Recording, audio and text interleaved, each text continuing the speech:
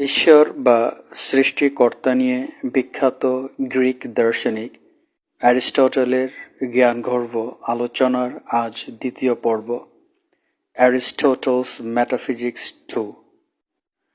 অ্যারিস্টটলের মতে এই বিশ্বজগতে কোনো কিছুর অস্তিত্বের পিছনে আকার ও উপাদান মিলিত অবস্থায় কাজ করে, অর্থাৎ আকারবিহীন উপাদান অথবা উপাদানবিহীন আকার কোনোটির অস্তিত্ব সম্ভব নয়।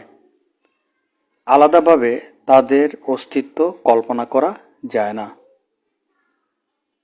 যে আকার ও উপাদানের কথা আমরা বললাম সে দুটি সৃষ্টির প্রথমে অনাদিকাল ধরে বাস্তব ছিল, আর এই অবস্থায় আকার ছিল আকারের আকার হিসেবে।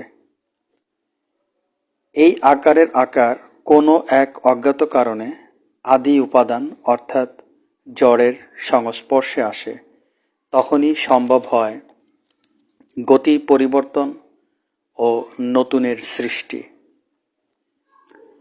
অ্যারিস্টটল এই আকারের আকারকে বলেছেন ঈশ্বর, যিনি নিজে নিরাকার অথচ সব কিছুর আকার দানকারী।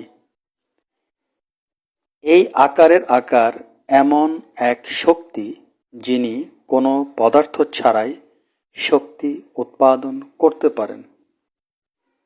অ্যারিস্টটল এই শক্তিকেই বলেছেন ঈশ্বর, যিনি আকারের আকার। ঈশ্বর সেই শক্তি যার কোনো পদার্থের প্রয়োজন হয় না।